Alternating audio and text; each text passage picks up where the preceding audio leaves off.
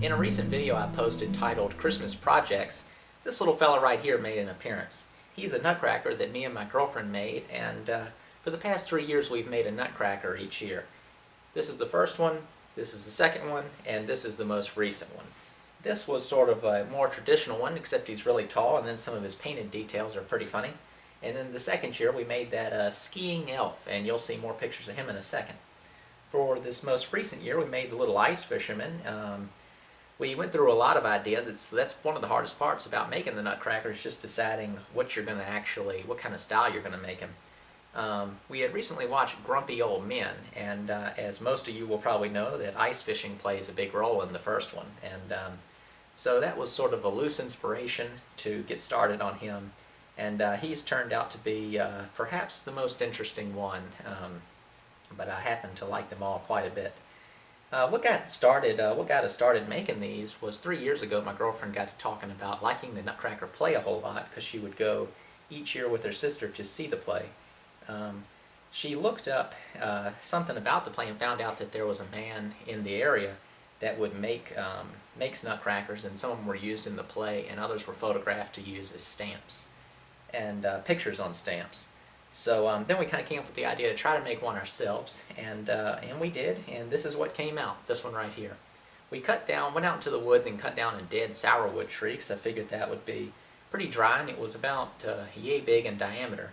So the tree was still standing. It was completely dead, bark had fallen off of it, and it was probably about 20-30 feet tall and pretty consistent, maybe 5 inches for the first maybe 15 feet.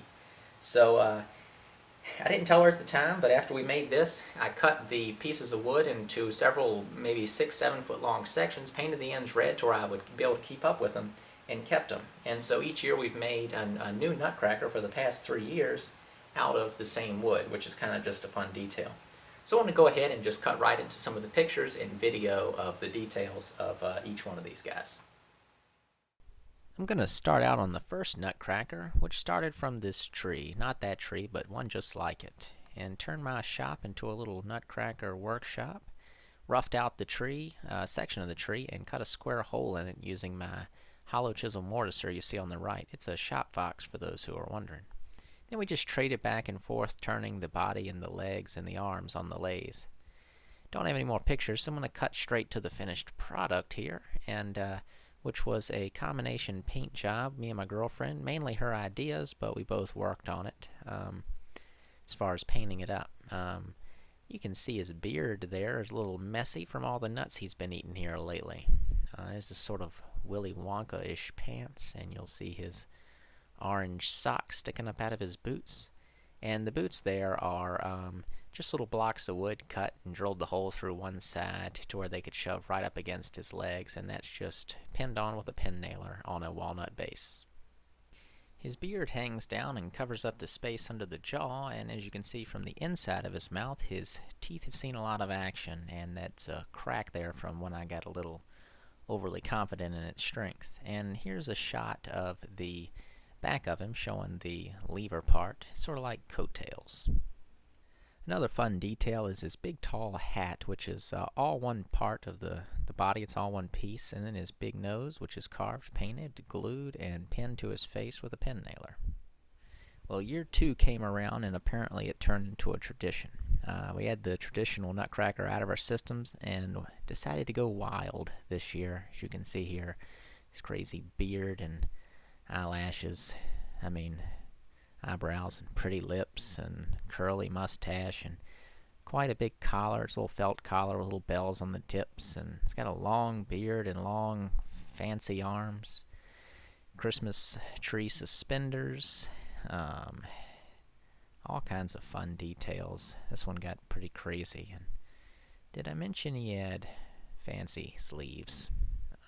This was all my girlfriend's doing, and I'm saying that in a positive way. I really like the way the whole thing turned out as far as the paint job. My girlfriend's really good at coming up with funny details, and the pointed nose and big elf ears were 2 of them. We textured the hat and then cut and rotated the tip to where it would look like a little knitted hat. I think it looks pretty good. One of his funnier details are his big crazy eyebrows.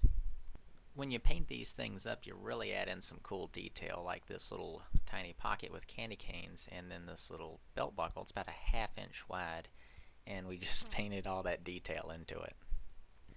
For the lower portion of the Nutcracker, we gave him some little pudgy legs, a candy cane peg leg, and he's standing on little skis with steam bent tips. They're made of ash, and they're all painted up afterwards. And there's his little tiny elf shoe my girlfriend stitched up, and he's standing on top of a little iceberg that I guess you think of as just be floating around in the ocean or something. This Nutcracker turned out to be one of the more complicated ones, requiring welding. The little candy cane leg is 1/4 inch steel bent in a U, and then a little piece welded on like a T that goes through the base and then is tightened down with a nut underneath. Here's a quick booty shot of the elf Nutcracker just to let you see what his rear looks like, and up next is a little performance to let you hear him jingle.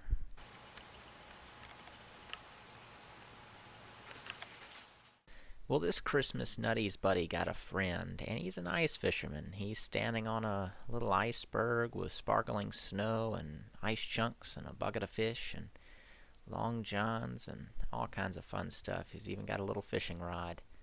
My girlfriend takes care of all the sewing needs in the project, and this hat ended up being one of the items that was stitched up by her, along with this little flannel vest with liner, and she even made some little boot-like moccasins to go with him that even had little laces.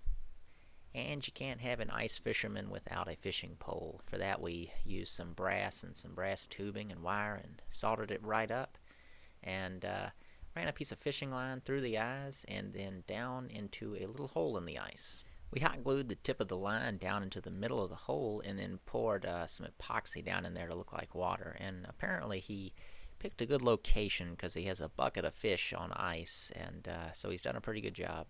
My girlfriend carved and painted the fish, which go in the little bucket we made out of some galvanized. It's all soldered together, and then the base is covered with a mixture of white glitter to look like snow and then rock salt to be ice. We went with similar teeth, little tiny ones, and then painted molars on the inside with this one also. We ended up putting a piece of the flannel fabric on the lever to where it would look like his little vest continued right around his back. Here's a shot of him all done and cracking his first nut, and he did a great job. And for those out there that might be saying, you know, why would you go through all the trouble to make one of these, and you just buy it in a store for $10? This next clip sort of sums up the whole reason that I like making these each year.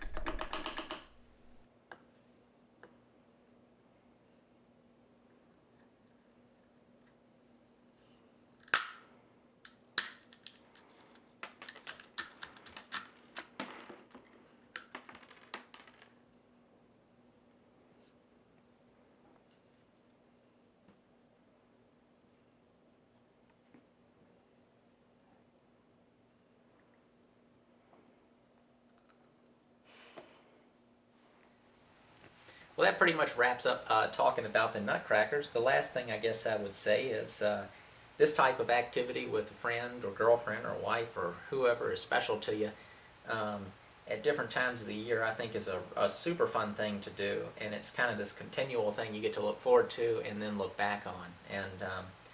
And it's real fun to sort of see your progress. And when you're making the first one we made, I had an old Nutcracker I got when I was little we looked at. And then the second one, the elf, got to look at my old Nutcracker plus this guy, and so each year you get more to look at and more to think about, more fun details, and you get better at making them.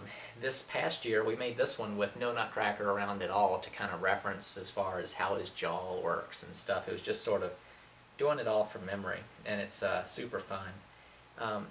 In one of my next videos, I'd like to do a video talking about handmade gifts, and not just gifts, but doing things like this, sort of the idea of doing it, and it being a fun thing, and I guess a meaningful thing. And one thing I'd like to include in the video, along with talking about maybe some of the gifts I've made for people and that people have made for me, is some of the gifts that y'all have received or either made that were handmade.